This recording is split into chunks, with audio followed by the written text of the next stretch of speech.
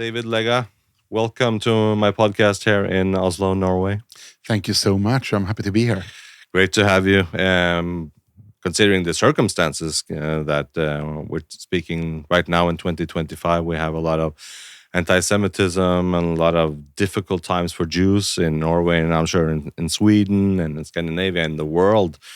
We should start. It's difficult to know sometimes where to start in these podcasts, but let's start with you to present you also to the Norwegian audience and to the world audience who listens to this. Give me a little bit background about you. Who are you and why did you become interested in talking about and fighting anti-Semitism and talking about these subjects? It's a big question. Yeah. But I think for me, as for many of us who grew up as a Jew, I was never a practicing Jew. I'm not a religious Jew, but as many others, I always felt connected to the people, the culture, the history. It was a so much larger part of my identity than my disability. The disability is there, but it hasn't shaped me. But my Jewish heritage has shaped me in every way, values, my grandparents, my grandfather escaping the Warsaw Ghetto before the closure, and everyone's shipped to the concentration camps. So naturally, it shaped my upbringing like everyone else. And then I sort of didn't think so much about it. I went into disability sports, Paralympics, and I swam for several Paralympics, and was an athlete 20 kilos ago. That's what happens when you retire. And then I started many companies, but then I got headhunted into politics. So I started to work as a deputy mayor of Gothenburg, my hometown, for the Christian Democratic Party. And I became the vice party leader. And then the last 5 years, between 2019 and 2024, I was representing Sweden in the European Parliament. And that's where I really started to work very close and very intense with issues concerning anti-Semitism, human rights, children's rights, and also the treatment of the State of Israel. So 2019 was really the moment when I started working with it. I became a board member of the European Parliament's working group on anti-Semitism. I was the spokesperson for my party on Iran issues. I started Europe's European Parliament's first caucus for the Abraham Accords in support of that. And then, for every one of us, the complete shock and in many ways trauma when October 7 happened. Yeah. Do you remember where you were on October 7th when you got the news of what happened in Israel? I was at home when I saw it, but I think like many of us, I mean, we all cried so much. It was devastating in so many different ways. And I think for me, like for everyone else, I mean, we always experienced and encountered anti-Semitism. We read about it. We saw what happened in our home countries. But we always also, I mean, I thought always that, if it gets better, I can always go to Israel. Yeah. If it gets worse, I can always go to Israel. That's what all of us thought. And for the first time on October 7th, that wasn't a guarantee anymore. For the first time, it didn't feel safe. And I think that shattered not only the safety concerns and the emotions in Israel, but for the whole Jewish diaspora all over in a way that we didn't consider. Have you experienced much anti-Semitism in your life up through your life up until now? No, I wouldn't say much. I think it's much harder to do anti-Semitic acts against me because I'm also in a wheelchair, which makes it a dilemma for people who feel sorry for people in wheelchairs, but also don't like Jews. So it became problematic for them. I had in election times and something like that, people writing on posters sometimes, but nothing really verbal or physical towards me in person. But we also see the increase of hate after October 7. Also in Sweden? Also in Sweden, I would say in every European country, all over the world. Look at the US, look at Canada, the Netherlands. It's everywhere. And just before you came here, I spoke with Erwin Kuhn, who is a prominent Jewish man here in Norway, and we were speaking about not only is the anti-Semitism increasing, but what is also worrisome is not just that increasing, but also the accept of anti-Semitism in society is increasing in such a sense that one doesn't react as much when you see anti-Semitism as before, perhaps. That is also a worrisome development. And I think it's a bit on. Sometimes we can present the figures we want to see, depending on which statistics we use. Yes. Many organizations measure what they call modern anti-Semitism. Yeah, what is that? Let's define that. I mean, that would be more the kind of anti-Semitism that were during the 1940s and before, during the Holocaust, that the Jew is the rich, evil, power-hungry banker in a way. And if we measure that in Sweden, it's extremely low. No one looks at and sees and discusses that. But if we look at contemporary anti-Semitism instead, which what anti-Semitism has morphed into, where the Jew isn't the same as in the 1940s. More, the Jew is Israel, and the evil actions against towards or by the state of Israel, which is extremely problematic. Where the good Jew has been the one who disagrees with Israel, and Israel is evil, which is extremely problematic. Because we haven't found the right tools yet in society in general to combat that and to understand what that means for people. And I mean, the situation in Gaza naturally is horrible. It's absolutely devastating. But there's two things that's very problematic. One thing is that you only put this blames on the state of Israel and not on Hamas, who is actually responsible. That's one. And the other one is that regardless of what we think about what's happening in Gaza and whose fault it is, regardless of that, we should all be united in agreeing that Jews in Norway or in Sweden or in Europe feel unsafe and threatened because that people are upset with what's happening in another country over there makes Jews feel unsafe here. That shouldn't be a debate. And it is. And that's the most problematic part with contemporary anti-Semitism. What do you think at the deepest level that actually anti-Semitism is? How, if you go like way, way, way down to the deepest fundamental level, what is anti-Semitism? There are so many much smarter people than me to do this. I mean, it's centuries of hate about the unknown, about the strange, and people needing to hate someone that they don't understand. Anti-Semitism would exist even if there were no Jews. They would just find someone else. So it's more of a human phenomenon than real hatred towards one group of people. It has manifested into that. But the fear of the unknown. And also jealousy, perhaps? I don't know.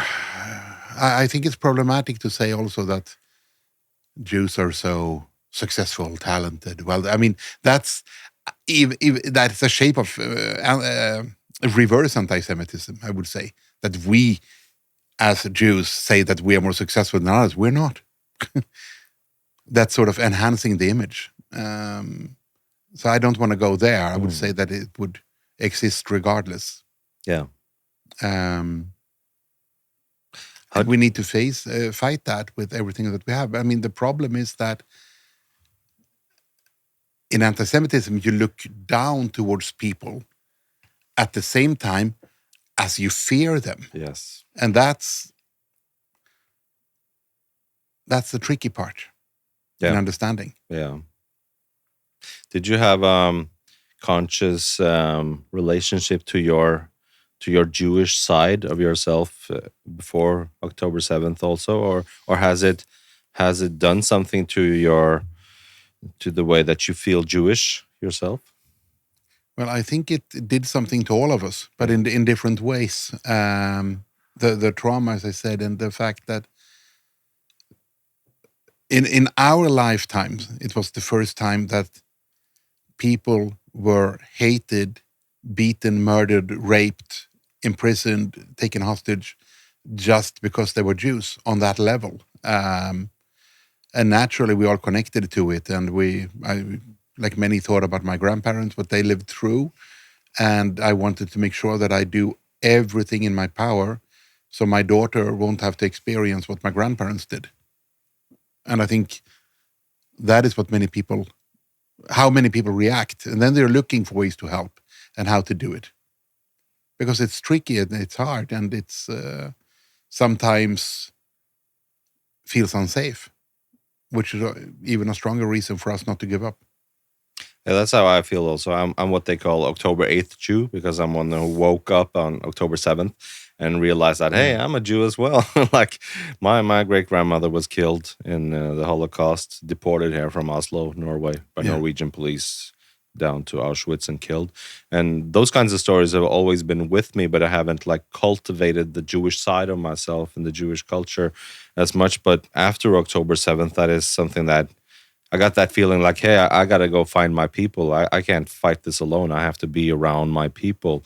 And I also, and same as you, also got that feeling that I wasn't alive in 1942 when my great-grandmother was deported, but I'm alive now and I can use my voice now. I can say something now to when I see that same kind of hate blossoming up again, coming back up again.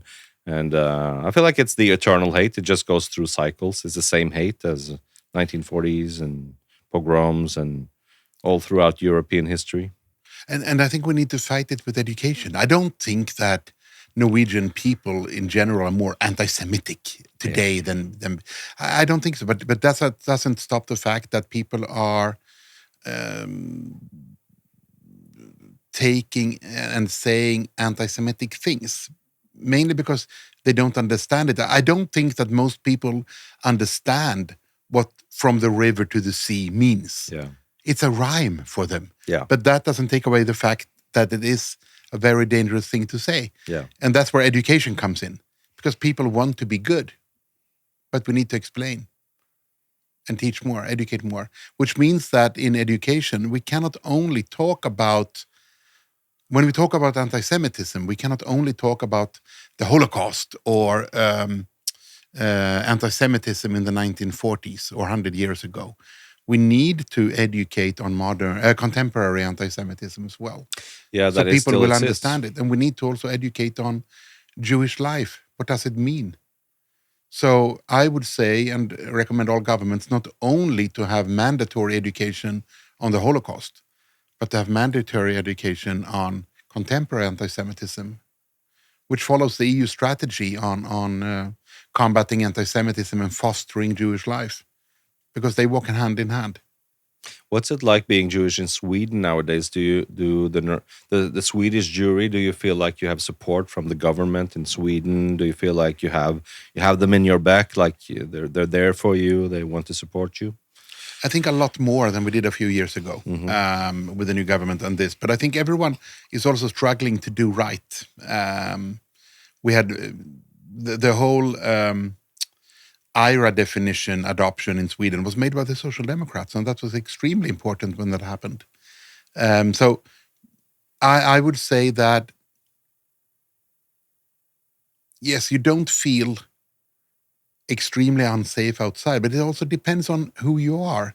I'm not the kind of person who feels unsafe, but I have the deepest respect for those who do. But I mean, I don't wear a kippah out. I don't wear a Magen David out. Because I have never done it. So it hasn't been a choice to remove it. But when religious leaders in Sweden a few years ago recommended people to hide their symbols or to hide their locks, I mean, that's a dangerous signal. Yeah, and there have been also lots of dangerous situations that we read about here in Norway and in Europe also, I'm sure, where couple of years ago, I think it was Iran who had plotted to kill certain named Jews in Stockholm area. That is just when that news broke, I think the whole Jewish society were like, oh my God, this is real. Those kinds of situations actually happen. Was that a shock also to the Swedish society and Swedish Jews? Well, in general, I think Europe has been too naive. Also, when it comes to Iran and to Russia, we have been brought up in a peaceful period for many, many years here, and we neglected to understand the threat that Russia started to become already 2008 when they tried to invade Georgia, and then Crimea in 2014. And Iran was just a weird country far away who treated women badly. We never thought about the mullahs and the regime in a more geopolitical way, the way we should have, is my personal view. That came first when Iran started supplying Russia with drones and rockets. That's when Europe reacted and started to understand that Iranian weapons is killing Europeans. We need to act. So what Israel has been seeing and defending itself for decades, Europe realized 2 years ago.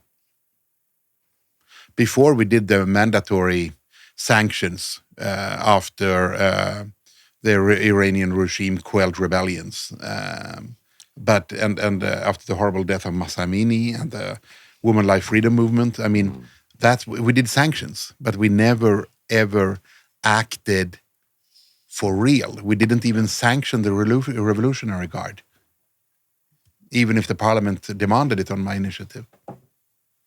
But you were actually a part of the Abraham Accords on working with that. Is that so? Yes. Yeah. I was a member of the Foreign Affairs Committee, and I founded the Abraham Accords caucus in the European Parliament. Wow. What kind of work did you do on it in practice? How were you involved with it? We tried to connect members of European Parliament from all different ideological parties in support of the peace process, which was extremely hard in Europe because the European Parliament had a tendency to say that we can't support anything unless the two-state solution has been approved first, which is also very problematic. I mean, you can be in favor of two-state solution and you can be against the two-state solution. It doesn't matter. You should also be able to see other positive peace initiatives in the area. So it took a lot of energy. I joked sometimes and said that it was probably harder to getting the caucus to support it in Europe than it was to actually sign the Abraham Accords in the Middle East, which tells a bit of my frustration when we did it. But when we managed to do that, we started to find networks who could support countries who supported peace.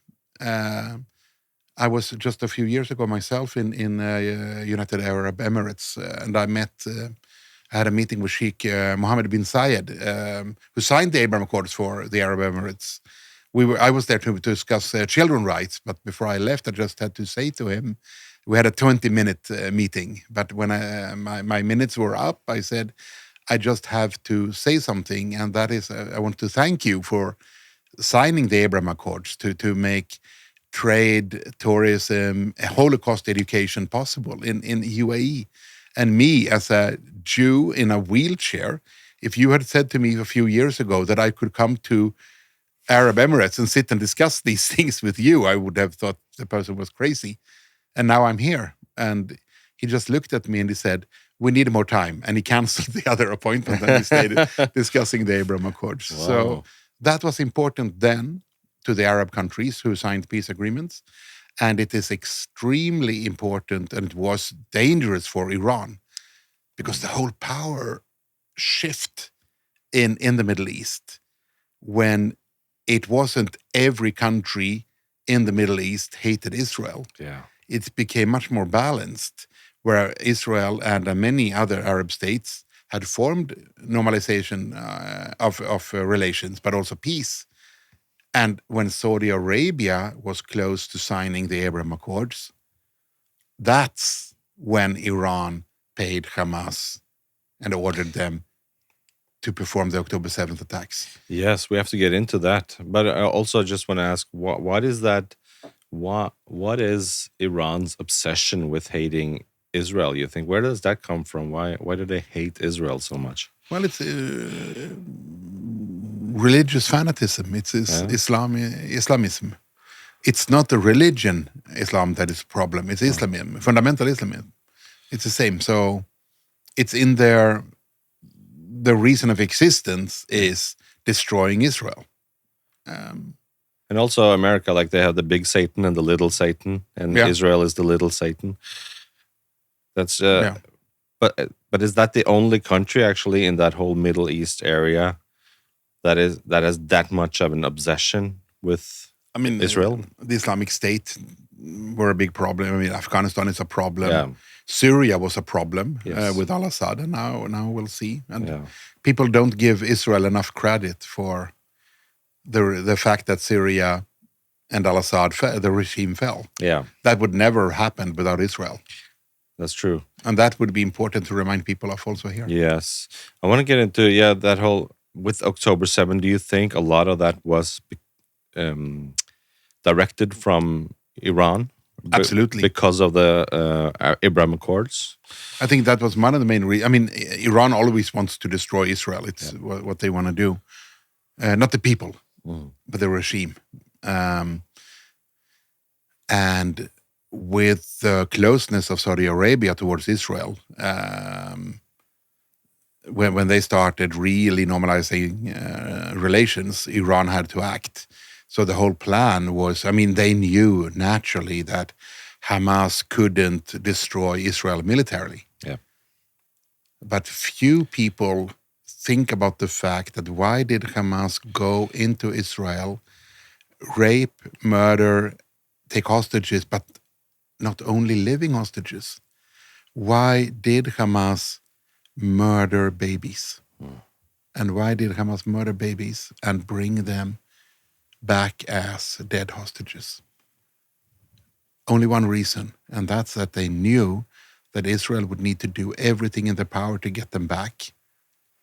And that would force, in Iran's plan, the other Arab countries to distance themselves from Israel again, which they didn't. So Iran failed. They failed in their calculations too. They failed in their calculations. I mean, just a few months ago when Iran launched all the rockets towards Israel, who would have thought that so many countries would help to defend Israel? That's the first time. I mean, they had gotten weapons and support from US before, but Jordan shot down rockets defending Israel. Every country around helped. If someone would have said that to me 5 years ago, I thought they were crazy. And why do you think Jordan, for example, helped in shooting down? Why did they choose to take sides with Israel against Iran? Well, partly because they have a normalization of relations, but also because they want peace. Iran does not. All right.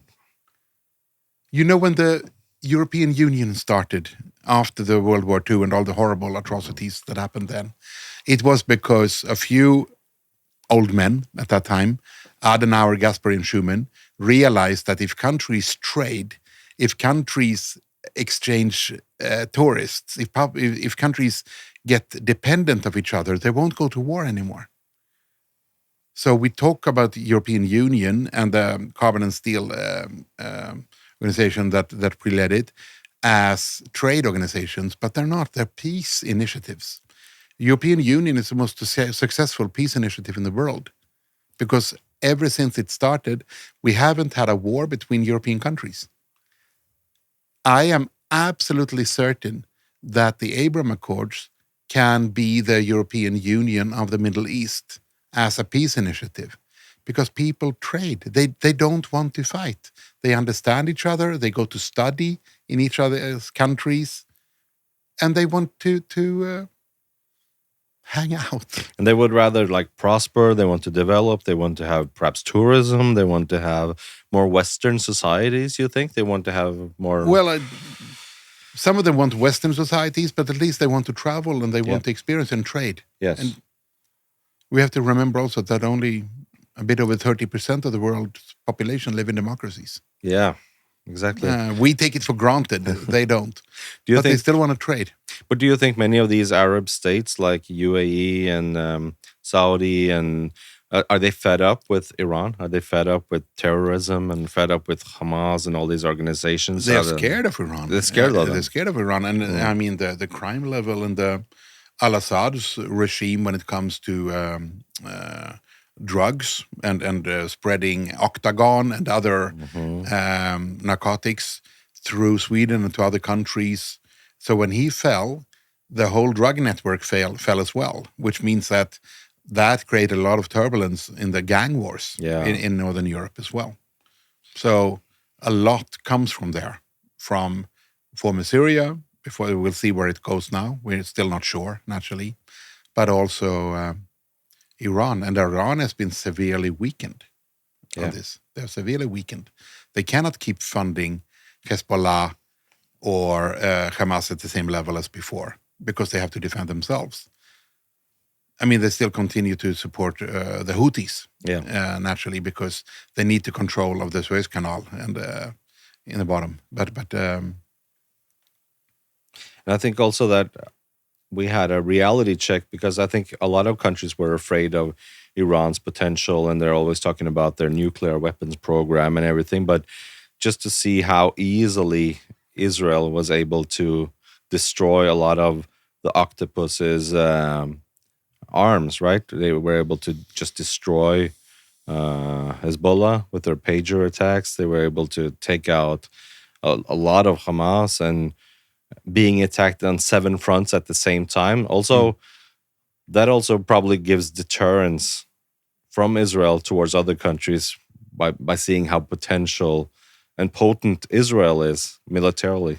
Well, I'm pretty sure that Iran's goal with the Hamas attacks was not to get a military win only, but to force Israel not to do everything in their power to bring people back home. Because they understood, I mean, Israel started after World War II. A state of Israel's reason of existence is that they will bring people home and they will be as safe as can be. And if Israel would have given up on bringing the hostages home, Israel would have crumbled from within. And that was Iran's plan, but Israel never went there. And then we can discuss and debate what is the best way to bring the hostages home. Is it peace talks? Is it going more into Gaza? There can be different discussions and debates about that, but no one in Israel moves away from bringing them home. Yes. And that's what Iran underestimated as well. Because Israel actually values life, while as it seems, Iran's leadership values death. Yes, but also Israel values its own people, because historically, no one else has. So Israel values its own people. It should be a safe haven. And that's why we have Aliyah and the possibility for every Jew to come home. What do you think about, in these recent couple of days, we've seen pictures of the horrible tragedy of what happens to the Bibas family. Just such a unnecessary deaths. They were taken hostage alive and then they ended up dead. Like, there's so much wrong in that picture. Just to be taking hostages at all of civilians and kids and babies. Like, what are your thoughts on that whole situation?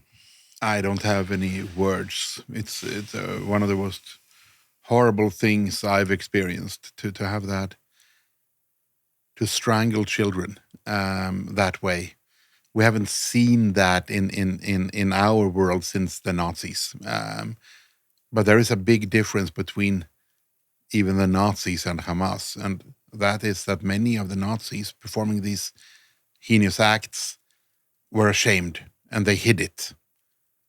Hamas terrorists called home and videoed and showed how happy they were killing Jews. They were proud and happy to do it. And that's a whole new level of hate, which we, Norway, Sweden, EU, has funded in education, in textbooks for the last 20 years. And we know we have funded it. And that makes me furious, because we talk so much about the only way to save the next generation is with good education. but we completely have ignored bad education and hate. What do you think about Norway continuing to fund it, UNRWA? I think it's problematic because I think there are so many better ways to help the Palestinian people. What Sweden did this year when they doubled the aid from about 40 million euros to about 80 million euros to the people of Gaza who needs help. They doubled the aid and at the same time said that no money can go to UNRWA because of now we know much more of the complicity in terrorist attacks. It's not only a few people. They were kept in UNRWA facilities in Gaza. We know of the mismanagement. We know of the corruption. So Sweden, Netherlands, Italy, United States, Switzerland is on its way. So many countries are moving away from UNRWA as the provider of help and going to other vetted organizations. And I mean, there are organizations like NGO Monitor who knows which organizations we can trust. There are organizations that, like Impact SE, who have shown us the hate in UNRWA education for 20 years. But we have ignored it, and that makes me furious. But do you think society, like in Sweden or in Europe in general, has reacted strongly enough to the Biba situation? Have you seen outrage in Sweden for this, in both the media and from leadership, from government? Have you seen the proper I think we're reaction? seeing more and more. Okay. But I don't know what a proper reaction can be on this. point. I mean, it's a world trauma that we allowed it to happen. I really don't know how we could. I applaud the countries who lit buildings in orange because of the Bibas families, ginger, their hair. Paris did it, Hungary did it, Germany did it, the United States did it, Empire State Building was ginger. I don't think we have had that history in Sweden of doing it. But there were manifestations all over Stockholm as well, and balloons, and that's important. I wish we would have seen more of that in Norway. I'm especially ashamed of our government here, who has been, it's just a shameful government after October 7th, where we, in part, wouldn't let our own king send our condolences to Israel after 7th of October, which is just heinous, I have no words for that. And they've done so many weird things in Norway that we really hope for a change of government here soon, before we lose all diplomatic and political contact with Israel, like as we've seen in Ireland, where they've shut down the embassy. But Sweden had that relationship a few years ago. Yeah. And it changed. What happened? We had a change of government, but also I think more and more parties became much more nuanced after a while. So we shouldn't give up. We shouldn't force them to stay in a corner. Yeah. We need to talk to them, to those who disagree, who don't understand the real threat, in a better way, to make sure that we don't lock them in there. What do you think is a better way to talk to them, the ones who haven't understood yet? Give them options. And that's what we did there are options to UNRWA. And there are options to Abbas. There are options in actually creating a peaceful future, which we all want. But we need to do it together, and we cannot force a solution onto two people. We need to support the solution that they think would be sustainable. We cannot force our values. We tried that before. We tried that in Afghanistan. It didn't really work, did it? Look at the situation now. We need to be smarter. Well, what do you think going forward from now, both for the Jewish societies in the whole diaspora and for Israel, and what do you see happening going forward? Do you have hope for the future? Yes, I have a lot of hope. I see a big difference now in the support for Israel over the last months, but I also see the shift in European policy. After European elections, we have many more people supporting Israel than before. And there were a lot of verbal attacks in the political world after the situation in Gaza. And again, it's extremely horrible. But there were no real sanctions. There were no real effects in the actions towards Israel. And now we're building the Trade Council again, and the association agreement is restarting on a European level with Israel. So people want peace, and I don't think people are that stupid. They see that Israel is the only democracy in the Middle East, and we need to support it. Where else in the Middle East do we have pride festivals? Yeah. Which is important, and that's in Israel. And I would like to get an explanation for the people who support Gaza and also support the LGBTQ movement in how that will work, unless they also put conditionality and demands on the Palestinian side and not only on Israel.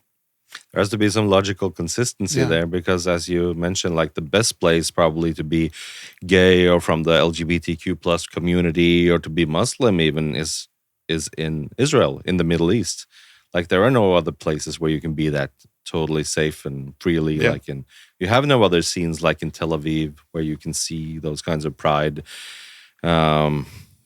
demonstrations and marches, and you have no other place in the whole Middle East. And that's why I don't understand when we see, like in Norway here, we have these BDS movements with boycott and divest, and we have the latest stuff they've come up with is apartheid-free zones, where they're going to make a lot of stores and everything have this certified stamp of being apartheid-free.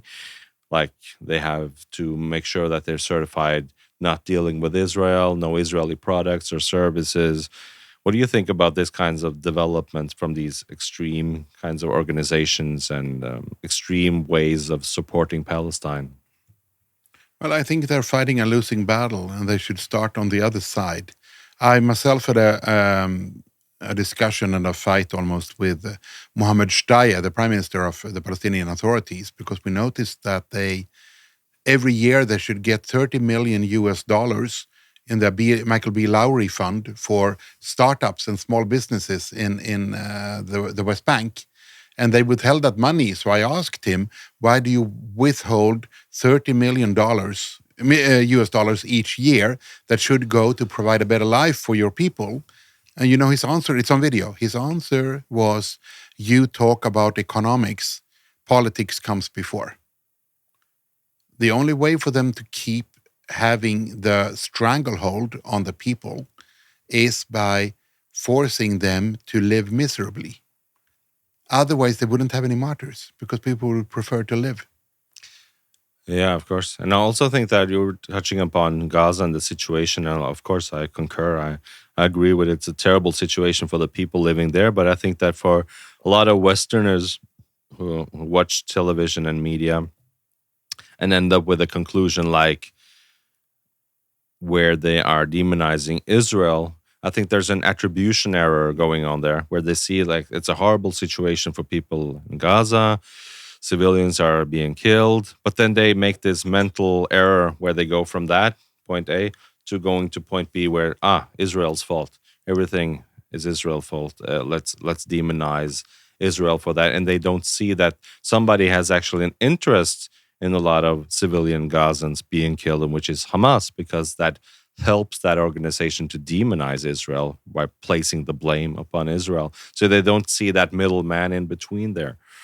And that's why we need also to remember, when we talk about remembering the Bibas family and all other victims, it's not only about remembering them and cherish their memory for us, it's also about reminding people on the true nature of Hamas. Yeah. And what do you think the true nature of Hamas is? What is that organization? I mean, it's a high Iran proxy. Yeah. Their goal is to destroy Israel, and they won't be happy before they do it. Yeah.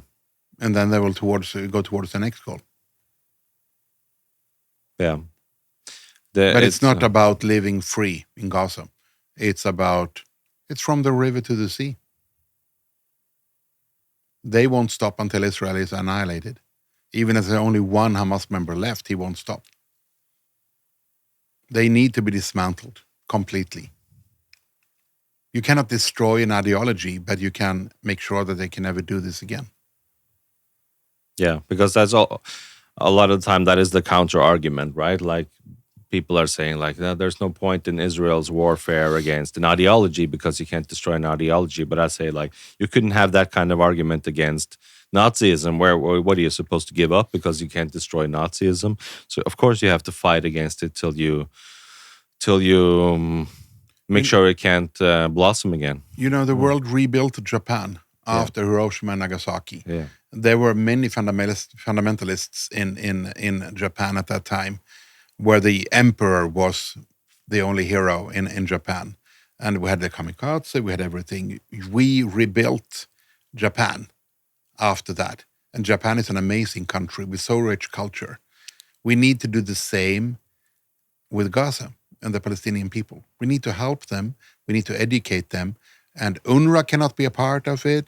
I don't think that Israel should be a part of it. I think that the people and the countries rebuilding Gaza, it shouldn't be the US. It should be the Abraham Accord countries.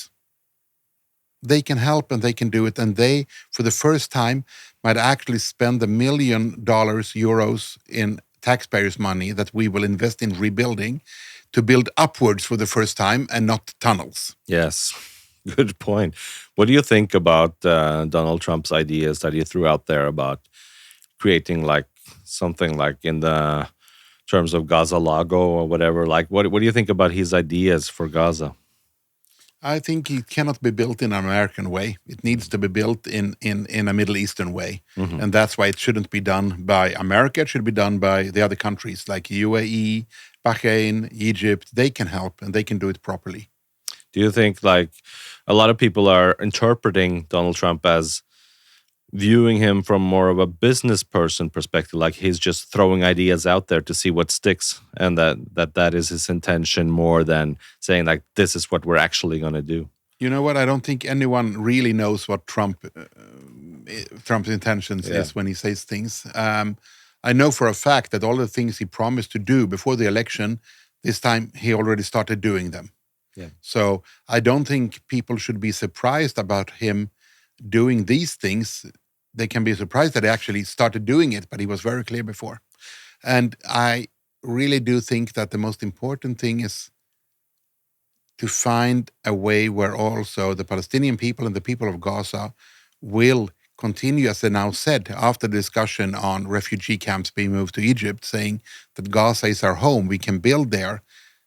That is a good first step in finding that Israel is the home for the Jewish people, and also Gaza is a home for the Palestinian people. And that's the first step in acknowledging that if they have one home each, they can start to live in peace. So it doesn't have to be all bad. But also the Abraham Accords, was that the work of Donald Trump? Yes. It was his idea? Administration. His administration. That's so interesting because Donald Trump is also demonized a lot in the Western media, where he actually comes up with this kind of idea for the Middle East. Well, Donald Trump has done many good things, I think, for Israel in the Middle East. On the same time, I don't understand what he's doing in his own country. I don't understand what his thoughts on Russia is. But we'll see when things get closer. So we'll just have to adapt to it.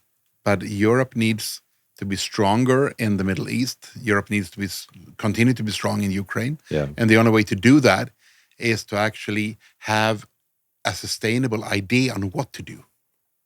But how early were you a part of the Abraham Accords after Donald Trump launched this idea? Were you right away in a part of it? Well, the work started quite soon after, but I mean, it took a few years, as I said, to build it up. But I'm really happy to see that it's still there even after I retired. Yeah. Now that it's being chaired by my former colleague and friend, Lucas Mandel from Austria. He's now the president of the caucus. Yeah. It's a real game changer, I think, the Abraham Accords, because that's something that nobody else has attempted before, right? And that kind of sense, many have attempted it, but no one has succeeded. I see. Uh-huh. Many tried to get peace in the Middle East, but the Abraham Accords really worked. And I think much of it saved Israel now. The relations with so many countries were positive. On the other hand, without the Abraham Accords, maybe October 7 wouldn't have happened because Iran wouldn't feel threatened. So you can never really see it like that. You just need to keep supporting peace. and sustainable peace. But what's the essence of the Abraham Accords that actually made the other Arab countries want to take part in it? How were you able to get everybody on board, and what's the essence of making that so something that everybody wants to cooperate around? Well, investment and trade is extremely important to every country, and Israel is a leader in science, in R&D, in cyber and water projects. So there were a lot of positive things, and people grow tired of war. Yes, and terrorism. Yeah. David, I thank you so much for being a part of the podcast here today. Thank you so much. It was I great. really enjoyed it. Great to talk to you, and I wish you luck in your work going forward also. And I also hope for the European and Swedish Jewry also to have a better future going forward. And you, and everything I can do to keep supporting you and what you do. Thank you so much. We'll stay in touch. Thank you. Thank you.